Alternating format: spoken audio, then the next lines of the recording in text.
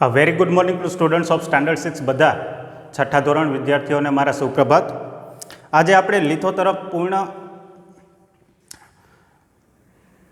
પૂર્ણ થવાનો છે. આજે આપણો લિથો સોલ્યુશનમાં સ્ટાન્ડર્ડ 6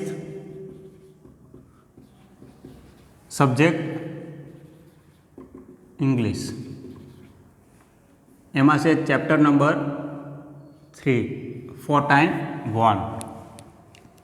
હવે આ લીથામાં આપણે હવે છેલ્લી એક્સરસાઇઝ છે 2-3 એ આપણે જોવાની રહેશે 4x1ની, જે લીથામાં આપના આપેલી છે. એમાં લાસ્ટમાં આપણે જોયું હશે કે આપણે ઓલા જે સેન્ટેન્સ હતા એ બધા સિક્વન્સમાં આપણે લખવાના હતા, એના નંબરિંગ. એના પછી use a mirror to read the words and write them properly, કે દર્પણનો ઉપયોગ કરી નીચેના શબ્દો વાંચો અને યોગ્ય રીતે લખો.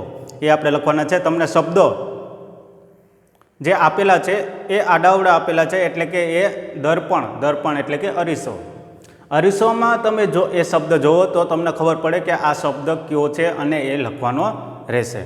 Okay students, so that all words I will right here, કે એ બધા શબ્દો છે એ અહીંયા લખવાનો છું હું. તમે પણ તમારા લીથામાં એ રીતે લખી નાખજો. Okay, the first one is trap.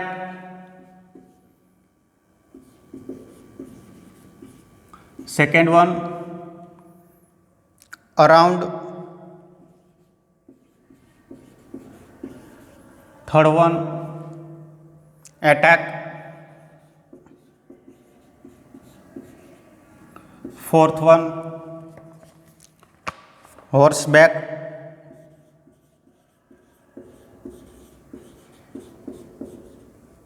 Fifth one behind. Sixth one ornaments.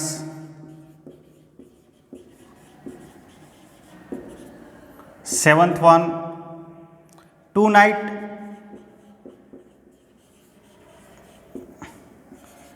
Eighth one dacoits. આ બધા શબ્દો આપણા જે પાઠ છે 3 એના જ છે.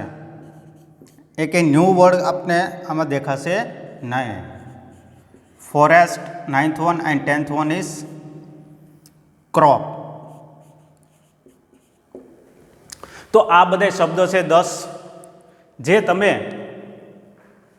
એક અરીસા કે દર્પણથી તમે એ વર્ડ્સને જોઈ શકો અને તમે લખી શકો. ટ્રેપ એટલે કે પકડવું. અરાઉન્ડ એટલે કે આપણે આજુબાજુ. એટેક એટલે કોઈના ઉપર હુમલો કરવો. હોર્સબેક એટલે કે ઘોડા ઉપર. બિહાઇન્ડ એટલે કે પાછળ. ઓર્નામેન્ટ્સ એટલે કે આપણે જે ઘરેણાં હોય એને આપણે ઓર્નામેન્ટ્સ કહીએ. ટુ નાઇટ એટલે કે આજની રાત. ડેકોઇટ્સ એટલે કે લૂંટેરા. ફોરેસ્ટ એટલે જંગલ. અને ક્રોપ એટલે કે શું થશે? પાક. આપણે જે તે પાક લેતા હોય ખેતરમાં, પછી નાના છોડ હોય એને આપણે શું કહેશું? ક્રોપ કહેશું. નાવ પાછું પેરેગ્રાફ રીડિંગ છે, કે તમે ફકરો વાંચો અને તેના નીચે આપેલા પ્રશ્નોના જવાબ આપો. એ આપણે અત્યારના હવે પાછું સ્ટાર્ટ કરવાનું છે. Okay, read the story and answer the questions that is given below. Okay, that we have to do now. Will start it. તમે આનો સ્ક્રીનશોટ, જ્યારે વિડીયો જોતા હોય ત્યારે તમે આનો સ્ક્રીનશોટ પણ લઈ શકો અને પછી પાછળથી તમે એમાંથી લખી પણ શકો. Okay, so read the story and answer the questions. There was a boy named Ram. Ram lived in a village with his family, કે એના પરિવાર જોડે રહેતો હતો. રામ વોઝ વેરી બ્રેવ, કે બહુ જ હિંમતવાન હતો. Once there were 3 thieves who came to Ram's house, કે 3 ચોર આવ્યા હતા રામના ઘરે. It was dark in the night, કે એ રાતનો સમય હતો, અંધારું હતું. Ram heard their noise and he woke up quickly, કે એનો અવાજ આવ્યો આ ચોરનો અને તે ઉઠી ગયો કે જાગી ગયો. When thieves entered his room, he was ready with a chili powder to throw in their eyes, કે આ અવાજ સાંભળવાથી તે ઉઠી ગયો અને જ્યારે ચોર અંદર આવવાની તૈયારી કરે છે ત્યારે રામના હાથમાં ચીલી પાવડર એટલે કે મરચાંનો પાવડર એને હાથમાં રાખ્યો હતો એની આંખમાં નાખવા માટે. As soon as the thieves entered the room, the Ram threw chili powder on them. The three thieves could not see anything and Ram's father tied them with a rope. કે જેવા ચોર અંદર આવ્યા ઘરની અંદર તો ત્યારે શું કર્યું રામે એના હાથમાં જે મરચાંનો પાવડર હતો એની આંખમાં નાખી દીધો. એટલે ત્રણેય જે ચોર હતા એમને કશું દેખાણું નહીં, એની આંખ બંધ થઈ ગઈ. એટલે એના પપ્પા ઉઠ્યા અને એ ત્રણેયને પછી શું કર્યું તો કે બાંધી દીધા એક નાળાથી. Okay, three thieves could not see anything and Ram tied the rope. All villagers praised Ram for his bravery. Okay, તો બધા જે ગામના લોકો હતા એને બધાઈ આપી. કોને આપી તો કે રામને આપી, કેમ કે એને એક સારું એવું કામ કર્યું હતું. એમાં પહેલો પ્રશ્ન છે, what was the name of the boy? What was the name of the boy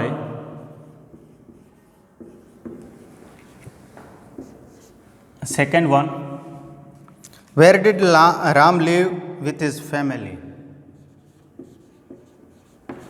Where did Ram live with his family?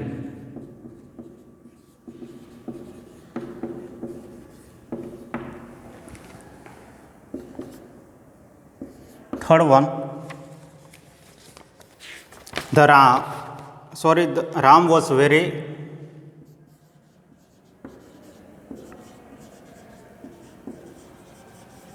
આ MCQ છે આપણો. ઓકે, એનો આન્સર આપણે અહીંયા જોશું. Fourth one, find a word from the paragraph which means courageous. કરેજિયસનો આપણે synonyms કે સમાનાર્થી શબ્દ આપણે શોધવાનો છે. શેમાંથી શોધવાનો છે તો કે આપણે જે ફકરો આપેલો છે એમાંથી આપણે એને શોધવાનો છે. કરેજિયસનો સિનોનિમ્સ કે સમાનાર્થી શબ્દ.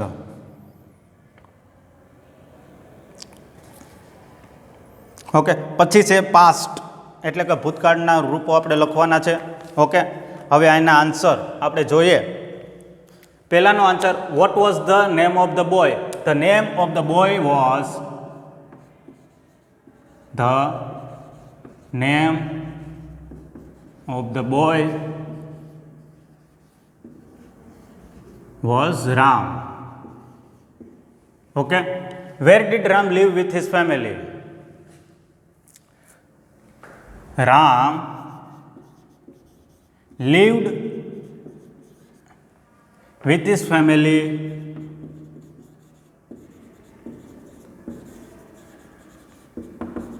આપણે ગામનું નામ લખવાનું છે કે where did the Ram lives in with his family તો કે રામ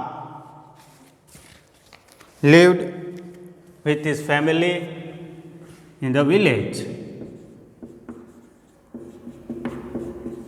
તમે શોર્ટમાં પણ લખી શકો he lived in the village. Okay, he lived in a village.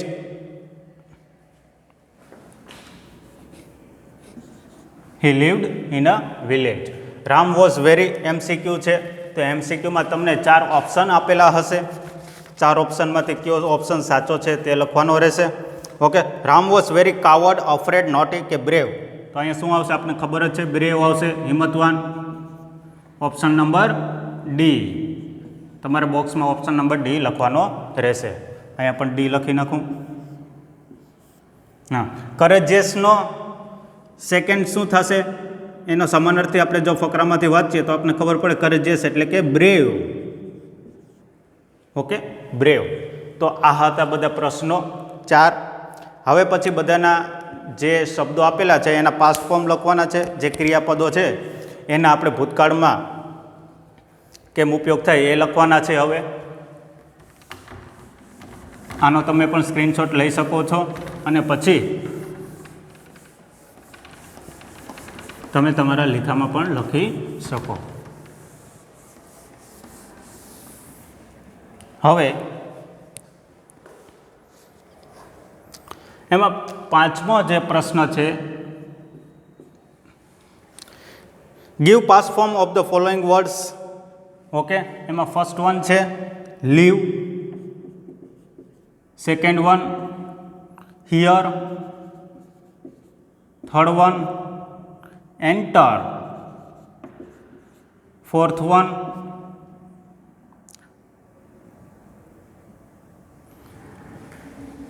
the series is wrong. Okay, first one is live, second one catch, third one hear, fourth one wake, fifth one enter, sixth one throw, seventh one see, eighth one tie, ninth one and tenth one. Ninth one is praise.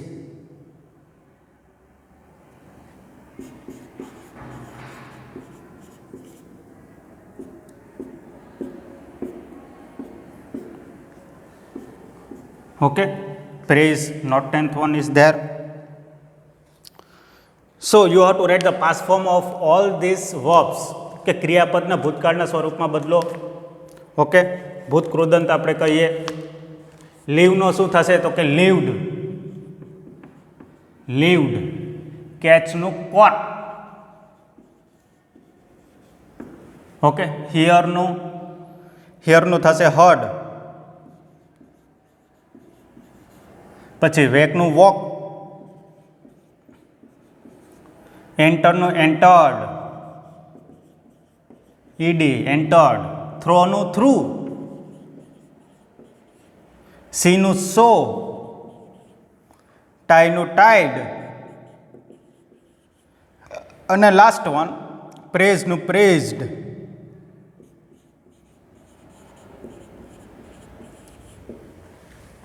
પ્રેઝનું પ્રેઝડ. તો તમે જોઈ શકો છો બધા past form કઈ રીતે લખાય. લીવનું લીવ્ડ, એમાં ખાલી ઈડી લાગશે, ઈ તો છે, ખાલી ડી લાગશે. કેચનું બદલી જશે, કોટ, હિયરનું હર્ડ. ઓકે, ત્યાં પણ બદલી જશે, ઈડી નહીં લાગે, ખાલી ડી લાગશે. વેકનું વોક, એ પણ શબ્દ અલગ પડી જશે. એન્ટર તો કે એન્ટર્ડ, થ્રો તો કે થ્રુ, સી તો કે સો, ટાઈ એટલે કે ટાઈડ અને પ્રેઝ એટલે કે પ્રેઝડ. લીવનો મતલબ શું થશે?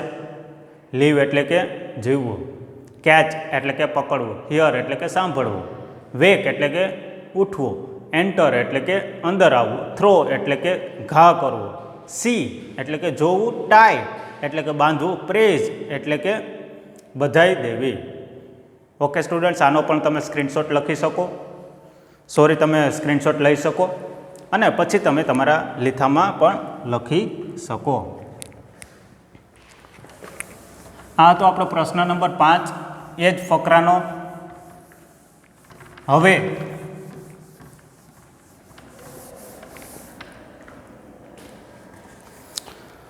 પાછો છઠ્ઠો પ્રશ્ન છે.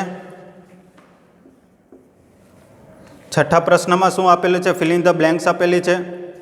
Ram up from his sleep. Ram dash up from his sleep. Up from his sleep. Wake અને woke.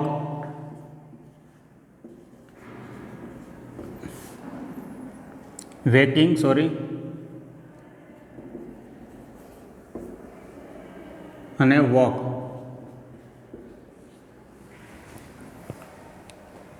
Seventh one, what did Ram do when thieves entered his room? What did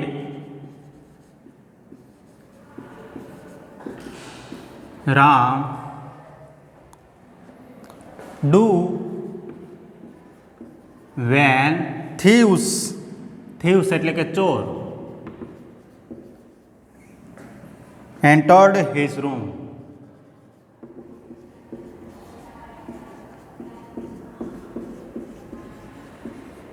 Entered his room. Eighth one, Who tied the thieves? Who tied the thieves? Who tied the thieves? અને 9th one છે true or false, કે ખરું ખોટું છે. The villager praised Ram for his bravery. The villagers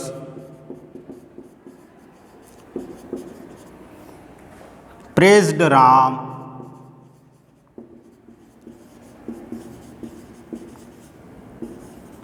for his bravery.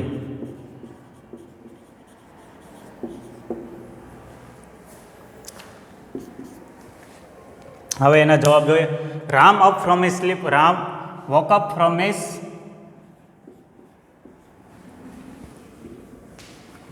up from his sleep. What did Ram do when the thieves entered his room? Ram threw chili powder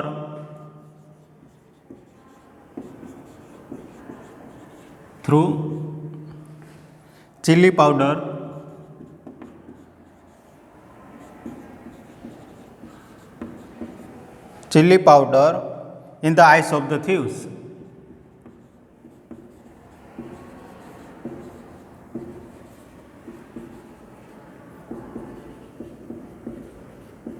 In the eyes of the thieves.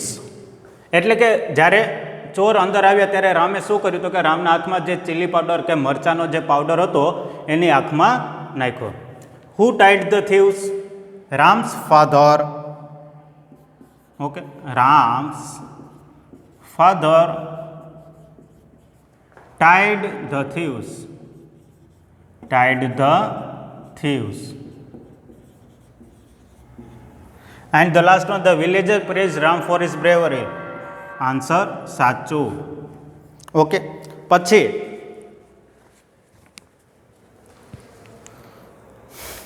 હા હતા આપણા જે પ્રશ્નો, જે ફકરો આપેલો હતો એના આ બધા પ્રશ્નો હતા એ અહીંયા પૂર્ણ થાય છે. અને હવે સિંગ્યુલર અને પ્લુરલ આપેલું છે, એક વચન અને બહુવચન. એમાં અમુક શબ્દો આપેલા છે અને અમુક શબ્દો નથી આપેલા. આપણે એની સામે જો એક વચન હોય તો એક વચન લખવાનું છે, જો એક વચનમાં ખાલી જગ્યા હોય તો એક વચનમાં એનું સ્વરૂપ લખવાનું છે, અને બહુવચનમાં જો ખાલી જગ્યા હોય તો એક વચનનું બહુવચન કરીને આપણે લખવાનું રહેશે.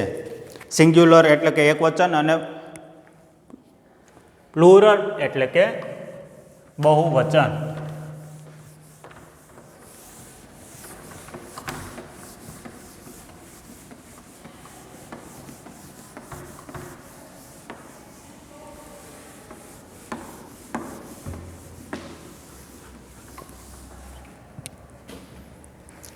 singular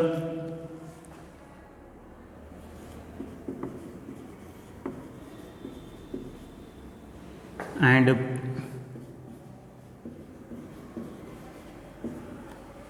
singular અને plural. ઓકે, પેલું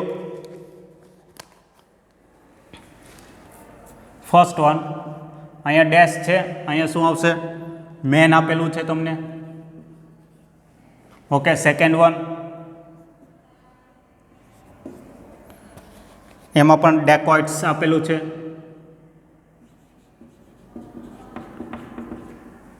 ઓકે, થર્ડ વન ગર્લ આપેલું છે તમને. Fourth one boy. Fifth one villager. Okay, sixth one એમાં અહીંયા આપેલું છે તમને હોર્સિસ.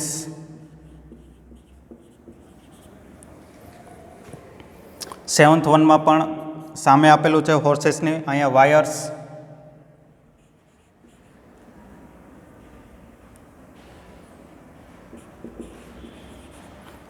આપેલું છે.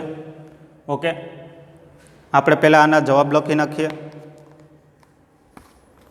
તો મેનનું સિંગ્યુલર એટલે કે એક વચન શું થશે? મેન છે એ આપણું બહુવચન છે, તો એનું સિંગ્યુલર એટલે કે એક વચન શું થશે? મેન.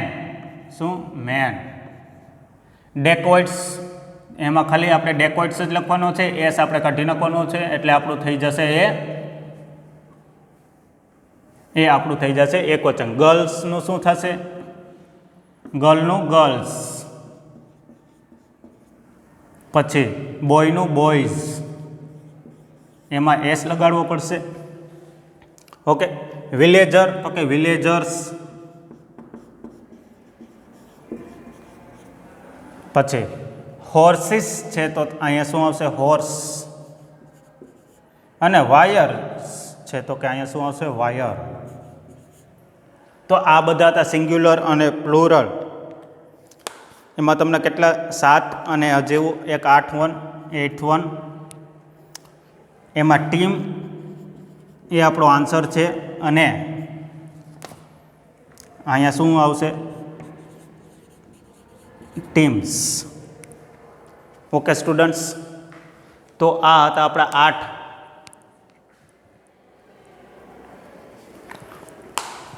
સિંગ્યુલર અને પ્લુરલ છે. હવે તમે વધારાના મીન્સ કે જે આપણા બાકી છે એ પણ આપણે જોઈ લઈએ. તમે આનો સ્ક્રીનશોટ પણ લઈ શકો છો.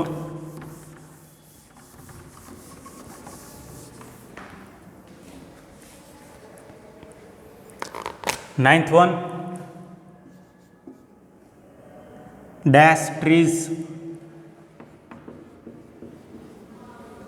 10th one, mice. 11th one, dog. 12th one, cat. 13th one, woman. 14th one, 14, 15 and 16. 14 one છે ફાર્મર. પછી ગીઝ. અને 16 વન છે લાસ્ટ બર્ડ્સ. ઓકે સ્ટુડન્ટ્સ, હવે આના સિંગ્યુલર અને પ્લુરલ છે એ આપણે જોશું. ટ્રીઝનું શું થશે? એકવચન ટ્રી. પછી માઇસનું શું થશે? માઉસ. માઉસ એટલે કે ઉંદર. ડોગનું શું થશે? ડોગનું ડોગ્સ. એમાં ખાલી એસ લગાડવાથી એ બહુવચન થઈ જાય. કેટનું કેટ્સ. ઓકે. વુમનનું વીમેન આમાં જોવાનું રહેશે. MEN આવશે. ઓકે, અહીં MAN છે ત્યાં સામે MEN આવશે. ફાર્મર્સ અહીંયા એસ છે તો અહીંયા શું થશે? ખાલી એસ. એસને રિમૂવ કરવાનો રહેશે. ગીઝ. ગીઝનું શું થશે? તો કે ગુઝ. અને બર્ડ્સનું શું થશે? તો કે બર્ડ. એસ કાઢી નાખો એટલે તમારું શું થઈ જશે? એ તમારું એક વચન થઈ જાય. તો આનો પણ તમે સ્ક્રીનશોટ લઈ શકો. હાફ હાફ કરીને આપણે પૂર્ણ કર્યું છે એટલે બે સ્ક્રીનશોટ તમારે લેવા પડશે અને પછી તમે તમારા લીથામાં તમે લખી શકો. નાવ હવે ફિલ ઇન ધ બ્લેન્ક્સ છે. આના પછી ફિલ ઇન ધ બ્લેન્ક્સમાં તમને કાઉન્ટ્સમાં તમને આપેલું છે એમાંથી તમારે જે સાચો જવાબ છે એ તમારે યોગ્ય રીતે શોધી કે યોગ્ય શબ્દ જે આવે ખાલી જગ્યામાં એ તમારે એમાં લખવાનો રહેશે. હું ખાલી એનું શું લખીશ? આન્સર જ લખીશ. ઓકે, ફર્સ્ટ વન હું એને વાંચીશ પહેલાં. Rhyming word for farm. Rhyming word for farm dash charm or a train. તો પહેલામાં આવશે charm. Second one, the Surajpur village was dash in the mountain. કે સુરજપુર જે ગામ છે એ જંગલમાં છે, પણ જંગલમાં અંદર છે કે બારોબાર છે કે ઉપર છે નીચે છે? તો શું આવશે? અંદર. ઇન એટલે કે અંદર. ઓકે, તો સેકન્ડમાં શું આવશે આન્સર આપણો? In. Third one, give English word for સલાહ. સલાહ માટે ઇંગ્લિશ વર્ડ કયો છે? તો એમાં તમને બ્રેકેટમાં આપેલું છે એડવાઇસ કે વરી. વરી એટલે શું? થાય ચિંતા થવી, અને એડવાઇસ એટલે કે સલાહ. તો આપણો આન્સર શું થશે? Advice. Fourth one, give rhyming word four mouse. હવે માઉસનો રાઇમિંગ વર્ડ તમારે લખવાનો છે. માઉસ, હાઉસ આવશે કે હોર્સ? હાઉસ. બંનેના જો પ્રાસ મળે છે, હાઉસ માઉસ. સમજાણું? એ પ્રાસ મળતો શબ્દ તમારે લખવાનો રહેશે. કોનો? તો કે માઉસનો. શું થશે? તો કે house. Now fifth one, rhyming word for right is fight. રાઇટનું શું થશે? ફાઇટ. એના બંનેના પ્રાસ મળે છે. Right, fight. ઓકે.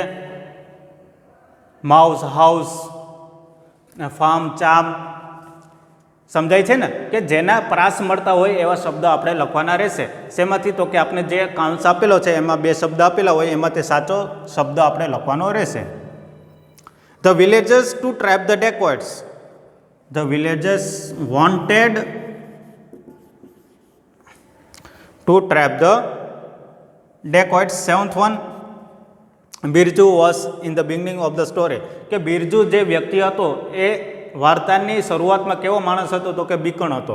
એટલે અહીંયા શું એનો વર્ડ છે? કાવડ.